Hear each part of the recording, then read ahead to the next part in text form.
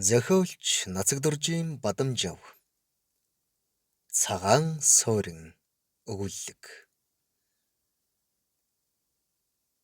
Хэлмийн төрс маш онцгой увдистай. Тансаг амтын нэг л амсчихвал дахин амтлахсан гэх дон шүглэнэ. Энэ донг тамхи архины донтой адилтгаж болно. Зарим талаараа бүр илүү онцгой үйлчилгээтэй гэхээс огт дутахгүй. Тиймээс ч хилэм загас агнах борлуулах зөвшөөрлийг харийнханд өгөхгүй.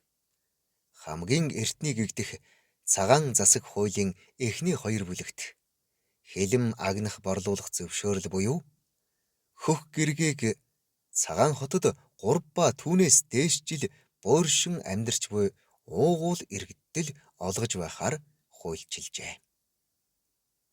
Хууль бол хууль. Түүнийг хэн бугайнч зөрчиж эс зүрхлэнэ. Эндхийхэн бараг цөмөрөө усч загасчд бөгөөд энэ төрлийн 8 арилжааг гойд сайн эрхэлнэ.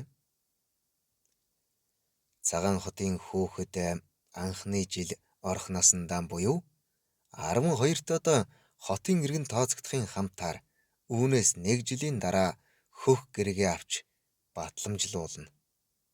Харин хөөрхий цагаач иргэд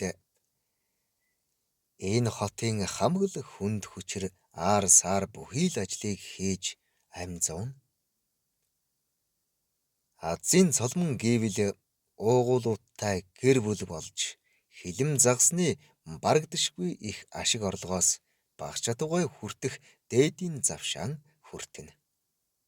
Гэхдээ ийм тохиолдол тун цөөхөн. Хилэм загсны 8 арилжаанаас хол хөндий байна гэдэг энэ хатуу цэвдэг хязгаарт арай ядан өлөн зэлмүн аж төрнөө гэсэн үг. Цагаачтад төдийл таата бус ханддаг цагаан хотод ингэж амь зуух нь амиа хорлохтой эгээл адил гээд хэлчихэд нэг их хэлсдүүлэг болохгүй зэ. Баян чинэлэг хотын амьдрахын өртгийг дааж хүйтний саруудыг өнгөрүүлэхийг чармайвал охид бүсгүйчүүд хасхүйн гудамжны дэнлүт оромжнуудын аль нэг нүхэнд бохир заваан ор дэвсгэрэл ноогдох хувь тавилантайгаа эвлэрхээс өөр аргагүй. Өвөрт нь жаргалтай мансуурах загас замагны үнэр нэвт шингэсэн чөргөр торон хай бүдүүн нялцгаар шөрмслөг чанга бийсийг тэврэн үүр цайлгч хасаа гэж хэдэн зуун удаа намжлана. 2 алтан зоосоор буурчин газрын эзэн авхайч бол хоноглохыг зөвшөөрөх авч тэд бүхэл шөнийн турш ганцхан зоосонд биеэн тушаана. Эрчүүдийг хоноглуулж чадвал оромжны хөлсийг тэднэр төлөвлөнө. Эсвэл шөнийн турш хичнээн жирийн дэвсгэрт хэвтээ хуйл тажаалын хангаж байж болох бүхий л хэрцгий янгаллын тэсч гарч байж гэмэн хэд 3 зоосны бараа харна. Зоосгүй бол шууд л гудамжинд хөөгдөж гарна. Ямар ч яриа хэлцэл байхгүй. Өрөвдөх ганц ч буудлын эзэн авхай байхгүй. Тагнайд сарцам жаварт алгадуулан гудамжинд бэвийн зогсно. Бурхтаас ч илүү алагчлалгүй гээгүүлэх нарны эхний цацрагийг биедээ шингэн бүлээсгийг горь тасартал хүлээх хэрэгтэй болно.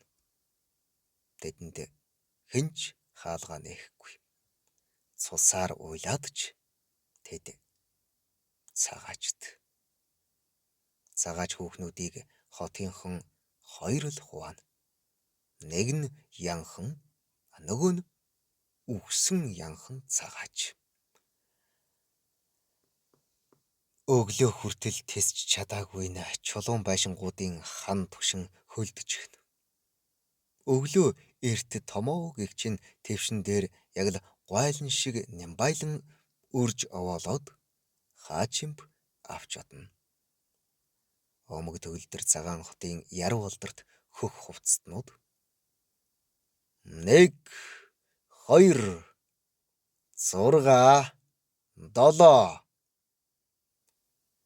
7 өнөөдөр ч ачаа баг байна шүү. Сарын сүүл болохоор уугуулууд мөнгөтэй байгаа л да.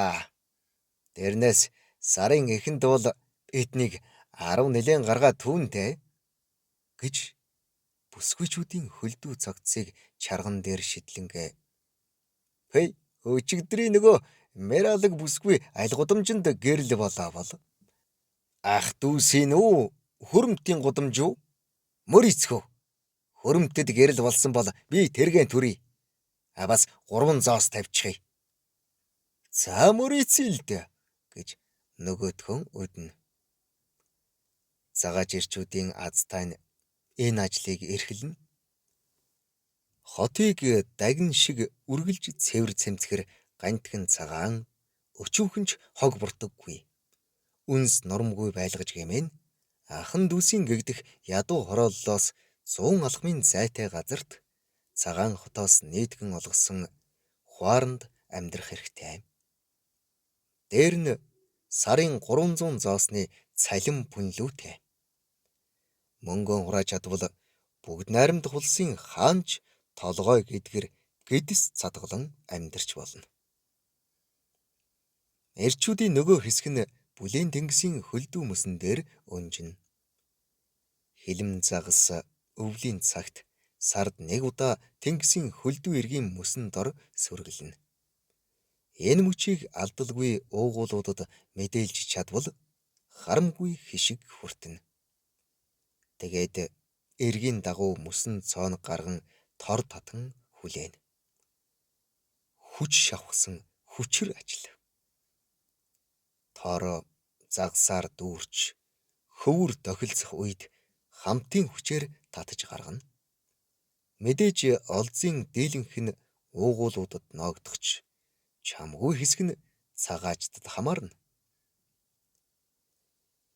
Гэвч хөх гэргээгүй учраас эргээд л уугуулуудад ялахгүй зоосоор өгчихнэ. Гүйхэн усанд хилэм ингэж заарцаглах нь элбэг бус. Даажигнах мэт тэнгисийн эрэгт гүнзгий төрж орсон тайгын ширэнгэн хаяалбар хадан мөргцөг эгц цавчим хисааны ёроолд цуглана. Төрс шахах үест ийм газар цуглавал жинхэнэ гам шиг. Уугуулууд ч ааш аран шим муутай болно. Тэнгэр бурхан цагаачтаас болж таагүй хандж байна гэж уламж үзэн ядна. Завчим өндөр хисаан доорох гүн цүнхээлд үе түмэн хилэм хэдэн 100 сая жива төрсөн шахахад тэнгис тэр чигээрээ алтан шаргал болж час улаарсан давлгаа хясааны ханыг төрсөөр бялдана. Хэдхэн агшинд л хилмийн дараачийн ээлж ирж бие биенээ сүүлээрээ говчуурдан ороолгож дахин үе түмэн бөмбөлгөн төрс цацчаад алавхийн одох зуурт амжиж шүүрдэн гэдэг эвдвүй дадал туршлага шаардсан бэрх ажил. Гэвч махнаас нь илүү төрс нь илүү үнд хүрэх тул хавраараа цөөн хэдэн хоногт уугуулууд хийгээд цагаачдын алинч ялгалгүй ясныхан хөлсийг тусалтал өдөр шөнийг үл ялган борь бөхсгийлгүй зүтгэнэ. Уугуулуудын хэрэгцээ байхгүй үед цагаач ирчүүд хөлдөө хуарангийнхаа нааран дээр хөлдөө загсны хайрс хэмлэн үлдэх насаа ийм тамийн ажил хийсээр нохойн үхлээр үхэх гэж үү? Айл эсвэл улсынхаа төв өмдрүү буцах уу гэвэл нөгөөх нь явснаас хэвдэж үхэх минь. Ядаж хүний эрхээр биш өөрийнхөө дур зоргоор. Тэртээ тэргүй манийг эргэж очвол өчхгүй буудаж орхино. Заримдаа ч мөнхийн хөлдөө суулж хэвтгэхээр өдрөө хүлээгээд л би ямар хэвдэж байхгүй яавдаа гэж бодогдох юм. Даанч аймаг хайр юм да гэж өгүүлнэ. Харин 3 дахь нь Эхнэр мөдгөн л ирэх учиртай юмсан. Гайгүй ч мөнгө хураачсан юмсан. Би ямар эдэн шиг гიშгэх газаргүй болсон ялтан биш. 100 алтан зоос цуглуулчихлаа. Одоо болно угаа. Олдсны баг намттай. 100 болохоор л эндээс тонлих. Энэ дайны мөнгөтэй хүн 2 хүүгэн хүний гар лав харуулахгүй гэж ханзан дээр эргэн хөрвөн санааширч хэвтлээ. Үүрийн гэгээ тэмдгэрч наран мандах үйст хөх хувцснууд ах дүүсийн гудамжны адагдах шон түшээд өөд болсон миралаг бүсгүйгэн оллоо. Өглөөний нар үзхийн өмнөхөн хөлдчихжээ. За, мөрич минийх боллоо доо. Гэсгэлэн байх ч нүвэ. Жаахан л тэсчихсэн бол гэртээ дэгдээд харьцаж болох л үйж. Азгүй л байна да. Аза надад өгч гэж. Чи яах вэ? Энэ сагсыг авна биз. Яаж бас хоосон орхих вэ дэ чамайга? Дахианы хэдэн ясал байна. Буцалгаад л өвч. Хазан харьсан гүлэг. Хурдлаа бушуухан аваач чайчаад хэдий ясаа амраах минь. Хөөрхий сайхан л гэрэл болсон байна штэ. Навшийн гэрэл юм да. Хүрмтийн гудамжинд л талихгүй. Очиж энд шүү. Маа энэ гэд чулуудсанд 3 мөнгөн зоос мүлдсэн зардмал зам дээр гялсхийн хангэр жингэр унаад дунгуйрын хөөцөлдөн өнхөрч газар илгэдэхтэн цагаан хотын 3 хөхт зөрлөдсөн мушгаа эвэр бүхий загсан сүлд бүсгүй сүлд тэмдгээр унлаа. Зохилог бичсэн Нацагдоржийн Бадамжав. Уншсан Эрхэнбаярын Баттарж.